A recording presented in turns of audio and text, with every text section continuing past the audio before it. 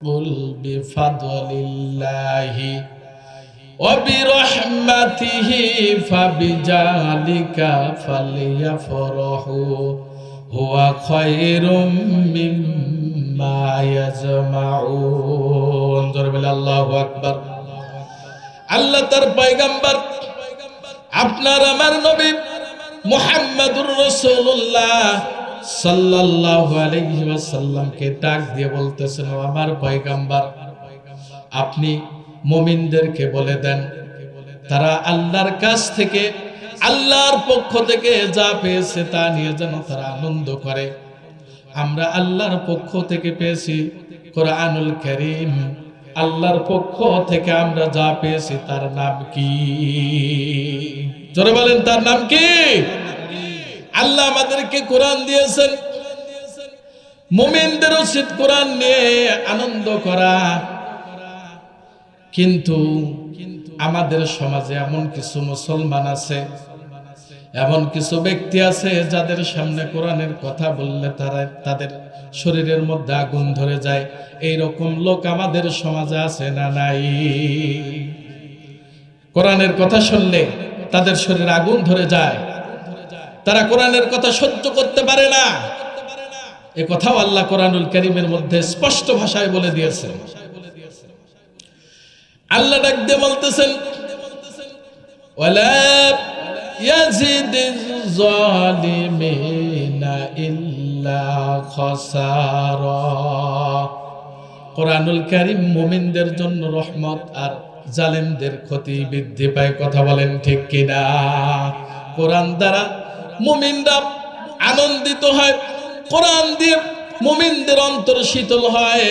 আর কোরআনুল কারীমের সংস্পর্শে আসতে চায় না শুধুমাত্র কেবলমাত্র জালেম ব্যক্তিরা, যারা কোরআনুল কারীমের মাহফিলের কথা শোনার পরেও, কোরআনের কথা শোনার পরেও, বিশ্ব নবীর কথা হাদিসের কথা শোনার পরেও যারা কোরআন থেকে দূরে সরে থাকে, বুঝতে হবে ওরা জালেমদের অন্তর্ভুক্ত হয়ে গেছে। কথা বলেন ঠিক কিনা?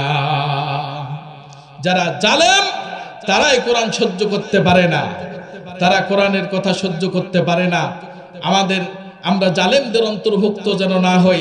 আল্লাহ আমাদের সকলকে কবুল করুক, সকলে বলে আমিন। সম্মানিত হাজিরিন, আমি আপনাদের সামনে মহাগ্রন্থ আল কোরআনুল কারীমের সূরাতুল বাকারা, এই সূরার 269 নম্বর আয়াত আপনাদের সামনে আলোচনার জন্য পেশ করেছি। এই আয়াতের আলোকে সংক্ষিপ্ত পরিসরে কিছু কথা আপনাদের সামনে রাখার চেষ্টা করব। ওমা তাওফীক ইল্লা বিল্লাহ। আল্লাহ তাআলা যেন আমাকে এই আয়াতে কারীমার আলোকে, আর বুখারী শরীফ থেকে একটি হাদিস আপনাদের সামনে আলোচনার জন্য পেশ করেছি, এই হাদিসের আলোকে কিছু কথা যেন রাখতে পারি। আল্লাহ তৌফিক দান করুন, আমাদের সকলকে আমলের নিয়তে শোনার তৌফিক দিন। সকলে বলে আমিন। আরেকবার বলি আমিন। সম্মানিত হাজিরিন, ইলমে দ্বীন শিক্ষা করা প্রত্যেকটি মুসলমানের উপরে ফরজ। ইলমে দ্বীন শিক্ষা করা, দ্বীনি ইলম শিক্ষা করা প্রত্যেকটি মুসলমানের উপরে ফরজ। ইলম শিক্ষা করা ফরজ। আর ইলমের অধিকারী যারা হয় তাদেরকে বলা হয় আলেম। ইলম যারা শেখে তাদেরকে কি বলা হয়? আলেম। ইলম দুই ধরনের। ইলম কয় ধরনের? দুই ধরনের ইলম আমাদের সামনে রয়েছে। একটি হলো দ্বীনি ইলম, আর একটি হচ্ছে দুনিয়াবি ইলম। দ্বীনি ইলম শিক্ষা করা প্রত্যেকটি মুসলমান নর নারীর উপরে আল্লাহ তাআলা ফরজ করে দিয়েছে। দ্বীনি ইলম শিক্ষা যদি আপনি আমি না করি, দ্বীনি ইলমের অধিকারী যদি না হই, তাহলে আপনি আমি দুনিয়াতেও ক্ষতিগ্রস্ত হয়ে যাব, আখিরাতেও ক্ষতিগ্রস্ত হয়ে যাব। কথা বলেন ঠিক কিনা? সম্মানিত উপস্থিতি, আল্লাহ রাব্বুল আলামিন কোরআনুল কারীমের ভিতরে বলেন, ইউতিল হিকমাতা ওয়া মান ইউতাল হিকমাতা ফাকাদ উতিয়া খায়রান কাসীরা। জোরে বলে আল্লাহু আকবার। আল্লাহ ডাক দিয়ে বলেন, তিনি যাকে পছন্দ করেন তাকেই হিকমত দান করেন। দ্বীন ইলম অর্জন করার জন্য, দ্বীন ইলম অর্জন করা আল্লাহ ফরজ করে দিয়েছেন। আল্লাহ যাকে পছন্দ করেন তাকে আল্লাহ পাক দ্বীন ইলম দান করেন। আরেকবার বলি সুবহানাল্লাহ। দ্বীন ইলম শিক্ষা করার জন্য আপনাকে আমাকে মাদ্রাসায় ভর্তি হওয়া লাগবে। মাদ্রাসায় যদি আমি ভর্তি না হই, দ্বীন ইলম অর্জন করতে পারবো না। অবশ্যই আপনাকে আমাকে মাদ্রাসায় পড়ালেখা করা লাগবে। মাদ্রাসায় যদি পড়ালেখা করি তাহলে দ্বীন ইলম আমি অর্জন করতে পারবো। কথা বলেন ঠিক কিনা? সম্মানিত উপস্থিতি, আমাদের সন্তানদেরকে দ্বীন ইলম শিক্ষা দিতে হবে। যদি আমাদের সন্তানদেরকে দ্বীন ইলম শিক্ষা না দেই তাহলে আমরা দুনিয়ার জমিনে যেমন ক্ষতিগ্রস্ত হয়ে গেলাম, আখিরাতের জমিনেও ক্ষতিগ্রস্ত হয়ে উঠব। কারণ কিয়ামতের ময়দানে প্রত্যেকটি সন্তান তার পিতামাতার বিরুদ্ধে মামলা দায়ের করবে। সন্তানরা বলবে, ও আল্লাহ, আমার বাবা আমার মা আমাকে দ্বীন ইলম শিক্ষা দেয় নাই, তুমি আমার বাবা মাকে আগে দ্বিগুণ শাস্তি দাও। জোরে বলেন নাউজুবিল্লাহ। দ্বীন ইলম শিক্ষা না করলে, সন্তানদেরকে দ্বীন ইলম শিক্ষা না দিলে কিয়ামতের ময়দানে ওই সন্তানরা বাবা মার বিরুদ্ধে কেস দায়ের করবে, মামলা দায়ের করবে। এজন্য দ্বীনি পরিবেশ তৈরি করার জন্য, সন্তানদেরকে দ্বীন ইলম শিক্ষা দেওয়ার জন্য মাদ্রাসায় ভর্তি করা লাগবে। কথা বলেন ঠিক কিনা? এক নম্বরে কোরআনুল কারীমের সহিভাবে, আল্লাহর কোরআন সহিভাবে তেলাওয়াত করার জন্য আমাদের সামনে মাদ্রাসা রয়েছে, হাফিজিয়া মাদ্রাসা রয়েছে। আমরা হাফিজিয়া মাদ্রাসায় আমাদের সন্তানদেরকে ভর্তি করে দেব। সন্তানদেরকে যদি ভর্তি করে দেয়, আমাদের সন্তানরা কোরআনুল কারীম সহিভাবে তেলাওয়াত করতে পারবে। নামাজ কবুল হওয়ার প্রথম শর্তই হলো কোরআন সহি করে তেলাওয়াত করা। কথা বলেন ঠিক কিনা? নামাজ কবুল হওয়ার প্রথম শর্ত হলো আপনার তেলাওয়াত সহি হতে হবে। আল্লাহর কালাম আপনাকে তেলাওয়াত করতে হবে সহি করে। সম্মানিত হাজিরিন, আল্লাহর পয়গম্বর নবী মুহাম্মদুর রাসূলুল্লাহ সাল্লাল্লাহু আলাইহি ওয়াসাল্লাম বলেন, রুব্বা তালিল কুরআন ওয়াল কুরআনু ইয়ালআনুহু। আমাদের সমাজে কোরআনুল কারীমের এমন কিছু পাঠক আছে, কোরআন যাদের বিরুদ্ধে অভিশাপ করে, যাদেরকে অভিশাপ দেয়। জোরে বলি নাউজুবিল্লাহ। এই জন্য মাদ্রাসায় সন্তানদেরকে ভর্তি করে দেবেন। সন্তান কোরআনুল কারীমের তেলাওয়াত শিখবে। এরপরে কওমি অঙ্গন আছে, কওমি অঙ্গনে ভর্তি করে দিতে পারেন। সবাই কিন্তু তাদের সন্তানকে কওমি অঙ্গনে পড়াতে পারে না। কথা বলেন ঠিক কিনা? কওমি অঙ্গনে যদি সন্তানদেরকে দিতে না পারেন, আলিয়া মাদ্রাসায় কোরআনুল কারীমের শিক্ষা দেওয়া হয়, নবীর হাদিস শিক্ষা দেওয়া হয়। কয়েকদিন আগে আমি আফামা খালিদ হোসেন সাহেবের বক্তব্য শুনলাম। তিনি বললেন, কওমি শিক্ষা এবং আলিয়া শিক্ষার মধ্যে কোনো ফারাক নাই। জোরে বলি সুবহানাল্লাহ। কওমি মাদ্রাসায় সন্তানদেরকে সবাই পড়াতে পারে না। যদি কওমি মাদ্রাসায় সন্তানকে ভর্তি করাতে না পারেন, দাখিল মাদ্রাসা আছে, আলিয়া মাদ্রাসা আছে। আলিয়াতে আপনার সন্তানকে ভর্তি করে দিবেন। সেখানে কোরআনুল কারীমের অর্থ তারা অনুধাবন করতে পারবে, হাদিসের অর্থ তারা অনুধাবন করতে পারবে, হাদিস থেকে তারা শিক্ষা গ্রহণ করতে পারবে। সম্মানিত হাজিরিন, হিকমত আমাদেরকে শিখতে হবে, হিকমত অর্জন করতে হবে। কোরআনের জ্ঞান আমাদের সকলকে অর্জন করতে হবে। কথা বলেন ঠিক কিনা? সম্মানিত উপস্থিতি, আল্লাহর কালাম আপনাকে আমাকে অবশ্যই শিখতে হবে। আল্লাহ রাব্বুল আলামিন কোরআনুল কারীমের ভিতরে ডাক দিয়ে বলেন, ও আল্লাহর বান্দাগণ, তোমরা কোরআনুল কারীম প্রথম শিক্ষা গ্রহণ করো। বিশ্বনবী মুহাম্মদুর রাসূলুল্লাহ সাল্লাল্লাহু আলাইহি ওয়াসাল্লামকে আল্লাহ পাক ডাক দিয়ে বলতেছেন, ইকরা বিসমি রাব্বিকাল্লাযী খালাক। জোরে বলে আল্লাহু আকবার। আপনি আপনার রবের নামে তেলাওয়াত করুন। আরেকবার বলি সুবহানাল্লাহ। রবের নাম আগে শিখতে হবে। রবের নাম শিখতে গেলে আপনাকে অবশ্যই কোরআনুল কারীম তেলাওয়াত করতে হবে। লা ইলাহা ইল্লাল্লাহু মুহাম্মাদুর রাসূলুল্লাহ।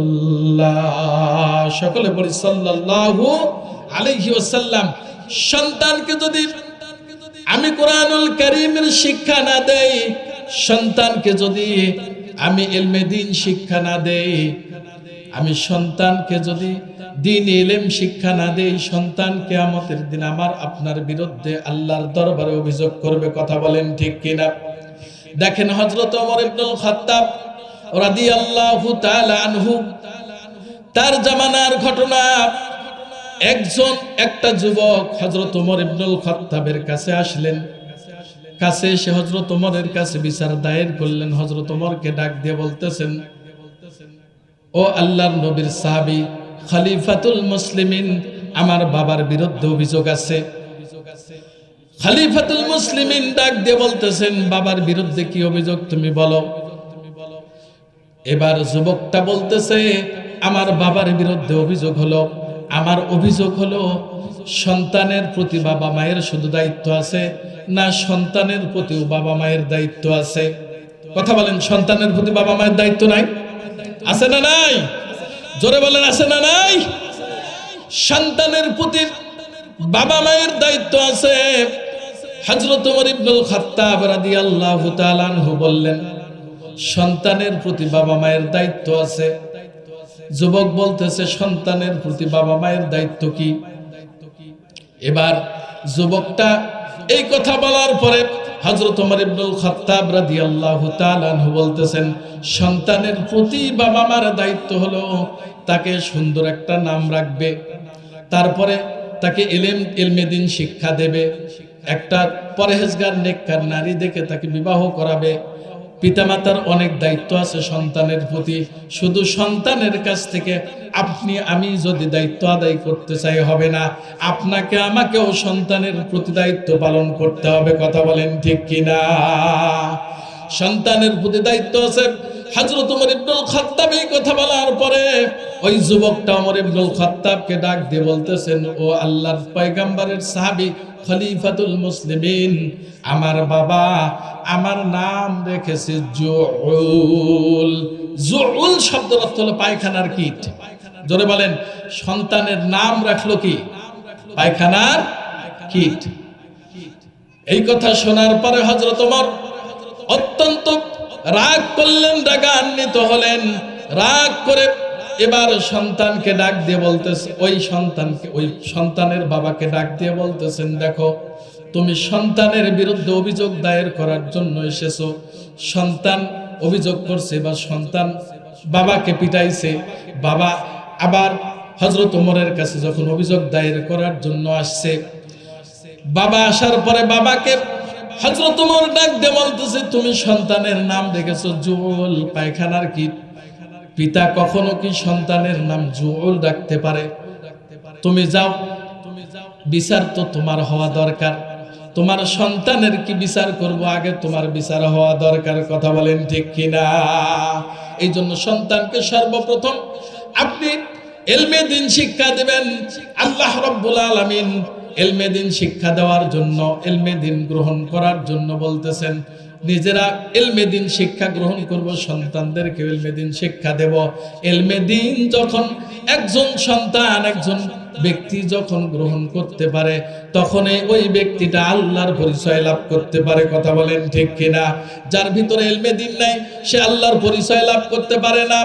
আমরা আমাদের সমাজ, আমাদের দেশের ভিতরে দেখতে পাই এমন কিছু কুলাঙ্গারের জন্ম হয়েছে। এই কুলাঙ্গার গুলো ইসলাম সহ্য করতে পারে না, কোরআন সহ্য করতে পারে না। ইসলামের বিরুদ্ধে যাদের অবস্থান অনল। কথা বলেন ঠিক কিনা? কিছুদিন আগে এই কুলাঙ্গার গুলো আল্লাহর কোরআনের বিরুদ্ধে কথা বলেছে। বিশ্বনবী মুহাম্মদুর রাসূলুল্লাহ সাল্লাল্লাহু আলাইহি ওয়াসাল্লামের বিরুদ্ধে কথা বলেছে। কথা বলেন ঠিক কিনা? কিছু কুলাঙ্গার নাই আমাদের সমাজে, যারা কোরআন বোঝে না, রাসূলের হাদিস বোঝে না, আল্লাহর রাসূলকে নিয়ে কটূক্তি করে, এরকম কুলাঙ্গার আছে না নাই? কোরআনের সাথে তাদের সম্পর্ক নাই। যতটুকু আলোচনা করলাম, আমি যে আয়াতে কারিমা তেলাওয়াত করেছি, আমার আয়াতে কারিমা আমি ওমাইয়ুতাল হিকমা, হিকমাতকে আল্লাহ তাআলা কোরআনুল কারীমের ভিতরে অনেক ভাবে তুলে ধরেছেন। হিকমতের কথা অনেক ভাবে এসেছে। আল্লাহ রাব্বুল আলামিন বলেন, উদউ ইলা সাবিলি রাব্বিকা বিল হিকমা। হিকমতের কথা আল্লাহ কোরআনুল কারীমের ভিতরে অনেক জায়গায় তুলে ধরেছেন। সম্মানিত উপস্থিতি, হিকমত দ্বারা কোরআনুল কারীম বোঝানো হয়েছে, হিকমত দ্বারা হাদিসকে বোঝানো হয়েছে। হিকমত পূর্ণ জ্ঞান, আমাদেরকে হিকমতের জ্ঞান অর্জন করতে হবে। আর হিকমতের জ্ঞান হলো কোরআনের জ্ঞান, আমাদেরকে অর্জন করতে হবে। কথা বলেন ঠিক কিনা? আল্লাহ আমাদের সকলকে কোরআনের জ্ঞান অর্জন করার তৌফিক দেখ। সকলে বলে আমিন।